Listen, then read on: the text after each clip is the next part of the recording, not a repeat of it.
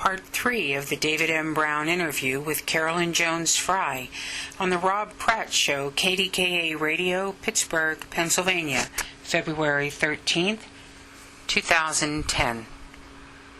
Hi, Carolyn Jones Frei is here. And Carolyn, before Dave jumps back in here, let me just ask you this. Was there a time where you blanked any of this out, or has this always been vivid in your mind, what happened on that day? Well, for a long time, I was not in touch with anyone who had shared that experience with me, and so it was like a bad dream, and I hesitated to even talk to anybody about it because there was the feeling that, that perhaps I was trying to draw attention to myself, or that it really wasn't happening just as we said. But then back around the 90s, the awareness began to resurface, and now, of course, we've gone together and talked to each other.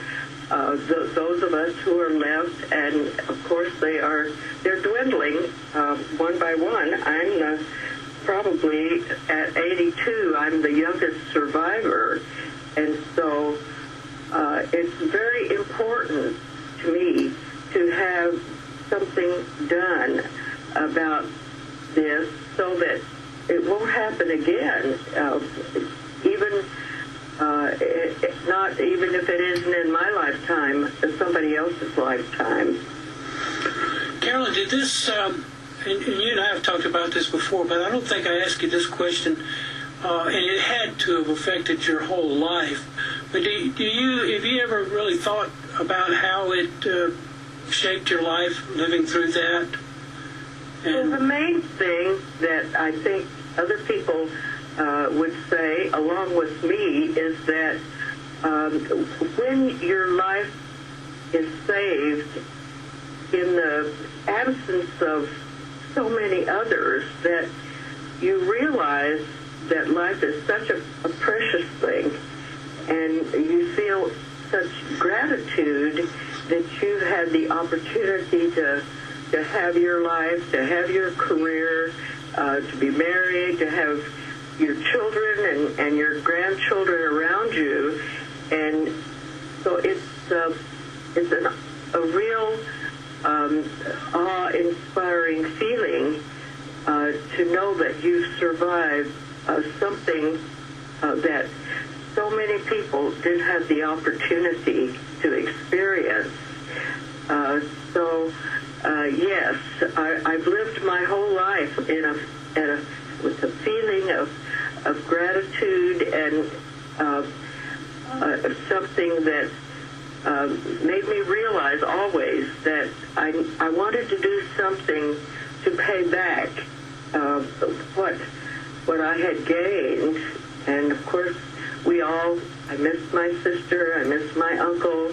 My mother never recovered, or my whole family always had a pall over it, and I know this was true of other families too, that what we lost that night and in the days that followed was something that we couldn't ever get back. And you were, I was at the reunion last March, and it seemed like that the survivors, that y'all are kind of a close-knit group. I know that you're from different parts of the country, but it seemed like that you all shared a kind of a common spirit. Do you feel that when you're together with these folks? Absolutely. I started going back to the reunions in the 90s. Before that time, I hadn't met. I was not in contact with any of my schoolmates.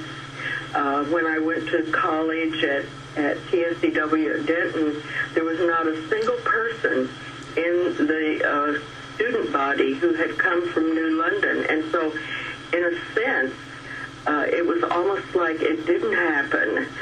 But but the scars were there. And so it's a wonderful feeling to reunite with the other people who survived, and we talk about what were you doing at the time of the explosion, and what happened to you after that. It's something that never goes away.